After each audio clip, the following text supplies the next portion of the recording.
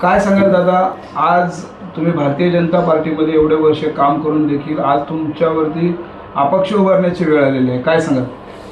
माझ्यावर मला अपक्ष भरणे किंवा नगरसेवक हा एक विषय नाही. आपला काश्मीराचा जो परिसर आहे, त्या घोडबंदर असेल, वरसावा असेल, काजूपाडा असेल, चायना असेल, जनतानगर असेल, या परिसरामध्ये गोरगरीब लोक राहतात. बिल्डिंग एरिया कमी आहे पण स्लम मोठ्या प्रमाणात आहे आणि रोजमर्राच्या समस्या आहेत.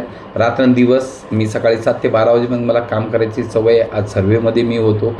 त्यांना या परिसराच्या समस्या घेऊन आम्ही भांडतो, आंदोलन करतो. या भारतीय जनता पार्टीच्या संविधानावरती काम करतो. आता त्यांना खास करून नरेंद्र मेहताजींना त्यांना असे कार्यकर्ते पाहिजे ते सकाळी उठून त्यांच्याकडे हजेरी लावावं.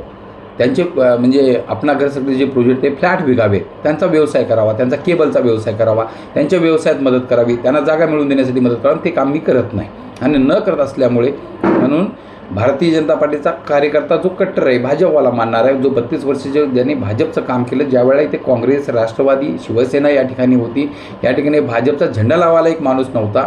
अशा परिस्थितीत आम्ही काम केलं, भारतीय जनता पार्टी वाढवण्यासाठी काम केलं.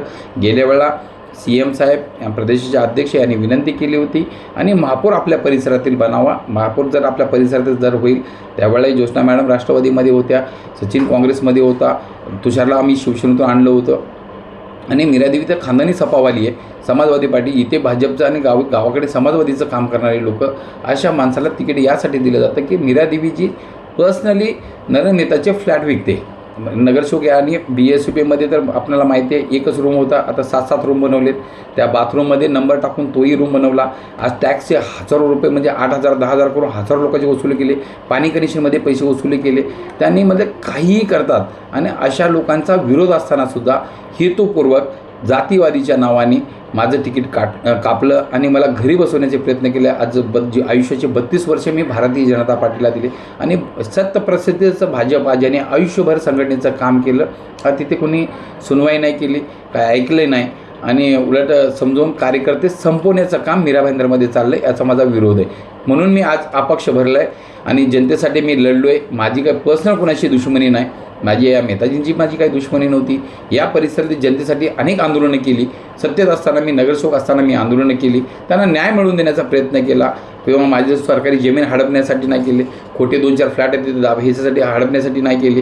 कुठे बोले की 2 नंबरचे धंदे आहेत, बोला की गांजा चरस विकण्याचा मी काय कुठला धंदा करणार नाही, पोलिसांना मदत मागितली. एकमेव कार्यकर्ता येथील रेतीचा रॉयल्टीचा प्रश्न असेल, या अनेक समस्या असेल, या समस्यासाठी मी संघर्ष करणारा कार्यकर्ता. शाळेच्या मुलाचं आंदोलन असेल, झोपडपट्टी तोडली गेली होती 2012ला, ते परत बसवण्याचं काम असेल, आम आदमीला मदत करण्याचं काम मी करतो. पण आणि यासाठी मी आंदोलनं करतो, भांडतो. या 100% भाजपवाला असल्यामुळे माझ्यावरती ही आज परिस्थिती आणली. अगर मी भाजपवाला नसतो, डुप्लिकेट जर असतो, इकडे एवढे दल बदलू असतो, तर आज माझी ही परिस्थिती नव्हती. कारण त्यांना प्रामाणिक आणि कडवट कार्यकर्ते नको आहेत. म्हणून आज शांत बसणारे, मला 5 वर्ष शिकाऊ कार्यकर्ता, जेणेकरून महासभेमध्ये यांना अडचण होणार नाही, यांना ठरावाला अडचण होणार नाही, ते मला कुठल्या व्यवसायाला अडचण होणार नाही. म्हणून माझं तिकीट कापलं गेलं, याचे हे मी निश्चित सांगू शकतो. दादा, जे भ्रष्टाचार जो आहे BSUP योजनेमधला, त्याच्यासाठी पुढील काळात तुमच्याकडून काय काम होणार आहे? माझं भ्रष्टाचाराच्या विरोधात अनेक वेळा आंदोलनं झालेत. माझी लढाई आहे. BSUPमध्ये जो जनतानगरचा रहिवासी नाही, जो बाहेरून आलेले लोक आहेत, आता त्यामध्ये मीरादेवीने स्वतःनेच बाथरूममध्ये नंबर भरलेला आहे. आता एक दुकान आहे, ते दुकानचा गुमास्ता खोटा लावलेला आहे. असे अनेक हे केलेले आहेत आणि अनेक तक्रारी महापालिकेमध्ये पडलेल्या आहेत. पण त्यांना वाचवलं तर जातं, चुकीच्या लोकांना वाचवलं जातं आणि भले की इमानदार लोकांना आज माझी परिस्थिती जी केली आहे ती केली जाते. या गोष्टीचा विरोधाने याचा जनता उत्तर देईल. महिला आणि ज्येष्ठ नागरिकांना काय सांगू इच्छितो?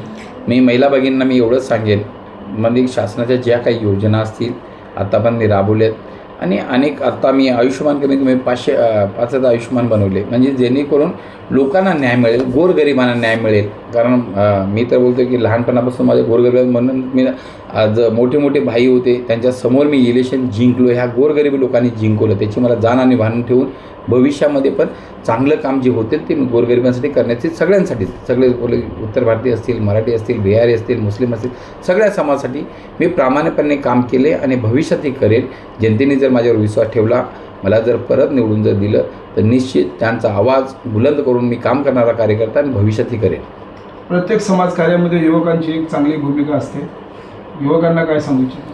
मी युवांना एवढंच बोलेन पैसे, दारू आणि हे, अगर जो कोणी संघर्ष करणारा कार्यकर्ता असतो त्याला पैसे देऊन भरगळून, आता युवा लोकांना पैसे देतील 50,000 लाख रुपयाचं पॉकेट देऊन तुम्हाला भरगळवून तुम्हाला आत्ता इलेक्शनचे फक्त 15 दिवसाची दिवाळी करणार आणि परत 5 वर्ष तुमची होळी करणार, अशा कुठल्याही आमिषाला बळी पडू नये निश्चित. कारण देशाचे चंद सर फिरू नये उस समय में सोचा होता नहीं सोचा तो आज भी देश हमारा आज़ाद नहीं होता.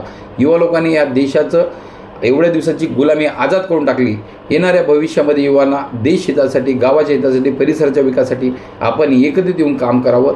आणि कोणीतरी एखादा कोणी कर्मठ कार्यकर्ता असेल, प्रामाणिकपणे जनतेचा कार्यकर्ता असेल, माझ्यापेक्षा आणखी कोणी चांगला असेल, अशाच लोकांना मदत करावी.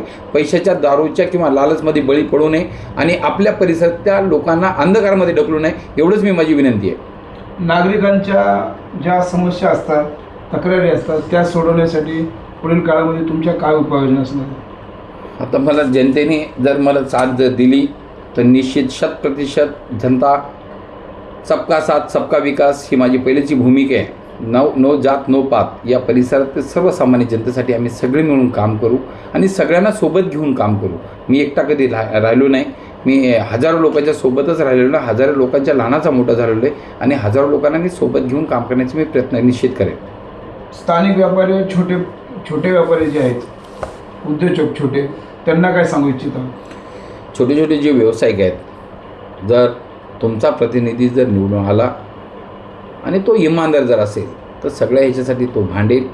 आणि जर प्रशासन नाही ऐकलं तर त्यांना मजबूर करून प्रशासनाला त्यांना त्यांचा हक्क मिळवून देण्यासाठी काम करायला पाहिजे, असं माझं मत आहे. धन्यवाद.